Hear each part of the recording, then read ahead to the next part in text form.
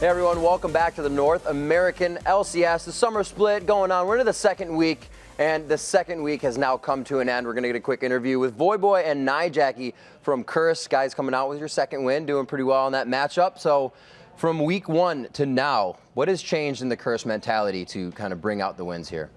I mean, we only won one game this week. We had a tough loss against Vulcan, who have now beaten us twice. But I honestly think that, as you can see, like, we still have the potential to play very strong. We've had some rough games. I mean, for loyal Curse fans, it's a bit tough to see us from going from the #1 team in the first split to just winning everything and just having a bit of a fall from grace. But we're really, truly trying our hardest to get back to where we know we can play. Like, we know we're good players. We know we can be a really good team. It's not for a lack of trying, or not lack of it's not like we don't want it. Like, we're trying very hard, and we just have some communication issues, a bit of inexperience, a bit of wet feet, I guess, at the start. But I really think that with enough time, we'll be able to reach that level that we want to be at. And hopefully by the end of this split, I really think we can compete at the international stage. And we all really want to go to Worlds, just like as any LCS team does, but I really think we can do it. So we're shooting for it really hard. Right on. In not a new trend we've been seeing, but Team Solo Mid using the kind of global comp today, you guys using it, a wheelhouse strategy for both of you and TSM. Why, bring these strats back? Is it just the comfort level? I mean, we've practiced with this comp a lot. It's an age-old comp, Karthus, Shen, Nocturne, global pressure. You can snowball your bot lane.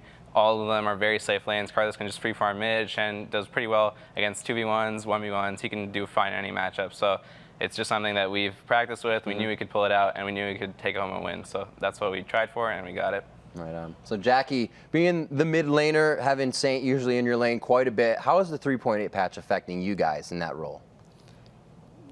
The champions we used to play got nerfed a lot, like Elise and Kha'Zix. And so we just trying to figure out which champions is the best for us right now. And then we just think, okay, Jackie never roams, so we just pick Karthus and just farm, just wait to press the R and kill everyone. And that's what happened last game. And Blitz hooked me 2 times. I'm like, well, that's best for me. I flash in, going deeper. I'm like, okay, I'm ready to die. So kind of just going back to what worked. If it's not broke, don't fix it. Coming out on top with that. The game as well. Jace came in at least fourth pick for them. You had kind of a not so good time, Nien versus Jace, during your scrims we saw online, some of the Reddit videos and whatnot. And has that been kind of a thing? Like, people can pick Jace now, and you can kind of just bring Shen to the composition and not have to worry about it? It really depends. Every time I actually play that matchup, it started off as a 2v1, and when things start off in 2v1, a lot can happen before the champions even get to face each other. So, for example, in the situations you referenced, the 2v1 went bad for us, and it went a little bit better for them, so that gave them an advantage. But here, they dove me and it actually went 1-for-1 with Lee Sin dying and losing both of his buffs. So that's actually a really good thing for us, because we were able to continue exerting pressure on their bot lane. Jace actually died for free to our 2v1, and we trade 1-for-1 top lane, and their jungler, who had double buffs, died, which releases pressure all across the map. Whereas we were able to hold our turret with Nocturne, I was able to get back up there, and there was actually a point where I was sort of exerting pressure back onto their bot lane, and they had to back. And once I got my giant spell and Jace came top, I was just able to free farm against him and even pick up a solo kill when he tried to cancel my ultimate. And if my ult went off, it would have been better for our bot lane, but him trading his life for that, I think he overstayed a little bit, but it was a very noble effort. So hats off to Kiwi Kid. All right, and 2 more questions for you guys. Just kind of get an overall feel of what it's like to be an LCS player for the viewers and whatnot, and how you guys interpret things from game to game. When you're watching games, how often or how plausible is it for you guys to say, that was a great strat, let's actually tweak that and use it in our next game? Just like that instant of watching the LCS match and you guys play next.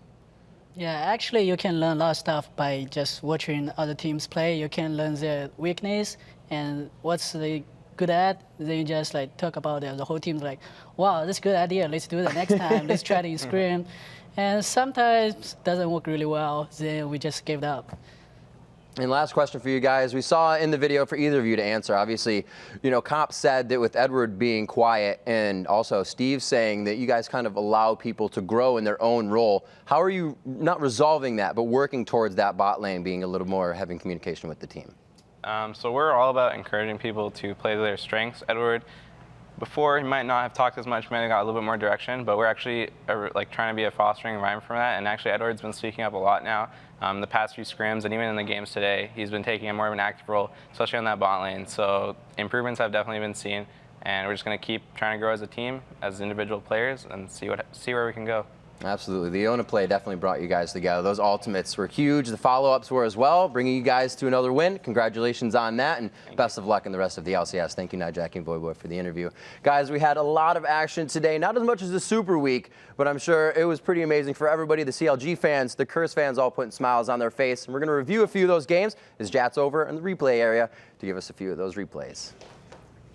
Thank you very much, Riv. And I have a couple of clips here. The first one is from the Dignitas versus Curse game that we just watched. And this is kind of a good play by Edward. Let's actually start rolling this at full speed just right from now, because Dignitas peels off. And if we actually just watch Voyboy come in and pause it here, there's a few things to keep in mind before this fight happened. Is the J-skate was used to try and poke Cop and Edward way back here, which means when Dignitas wanted to use it to run away into their jungle, they weren't able to. Also, when Dignitas ran away into the jungle, they got a little bit clumped up, and that was exacerbated by the fact that Voyboy came in right on St. Vicious and landed a taunt. But it wasn't just the taunt. Look at how far away Edward is and how well he is able to support this fight. Let's roll it in 1/3 speed. He gets the solar flare on 4, and it wasn't just the slow. He got everything off. Goes through them with the W. So many sunlight procs were going off here, and the fight was decided once they combo their AoE CCs. Let's roll the rest of it at full speed because Cop was just able to get them down.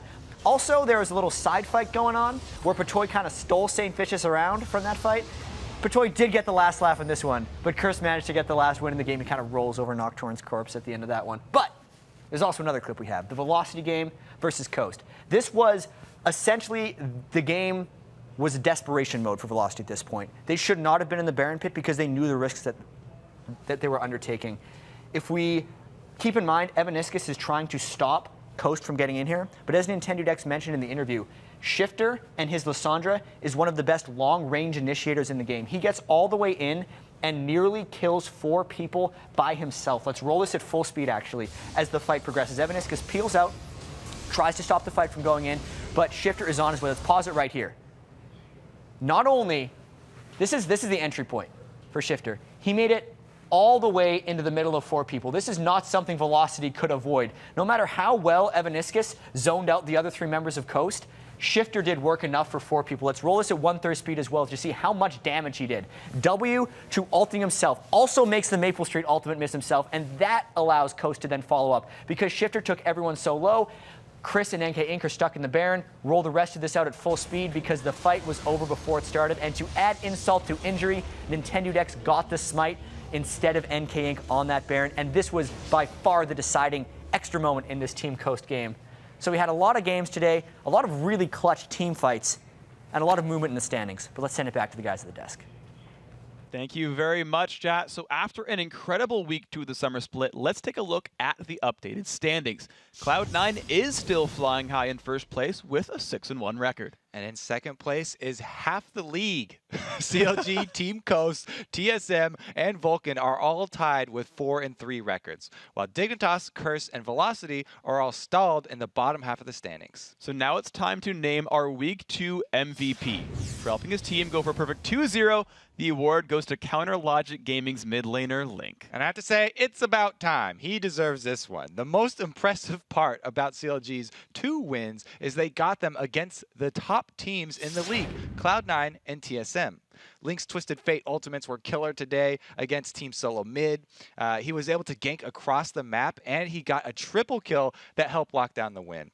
Plus, yesterday against Cloud9, he didn't die as Orianna. Link has helped CLG's new roster get off to a very good start this summer because he's the only one, that's been in a familiar role, and he's been carrying from that mid. A very, very good job by Link. Has the Master Sword and is crushing people with it. Now, guys, that wraps it up for Week 2 here in North American LCS, but there's a ton more league action coming your way Saturday night live from Moscow. It all starts with the Challenger squads, Good Team Multigaming, and Gaming Gear EU battling it out in the Regional CIS Championship. Then the EU LCS games kick off. It's SK Gaming taking on Lemon Dogs, followed by Fnatic facing off against Evil Geniuses. And the Lemon Dogs battle Ninjas in Pajamas. After that, it is Team Alternate taking on Meet Your Makers and Gambit squaring off against SK Gaming, and that all kicks off Saturday at 3 a.m. Pacific, 12 p.m. Central European Summer Time from the MDM Palace in Moscow.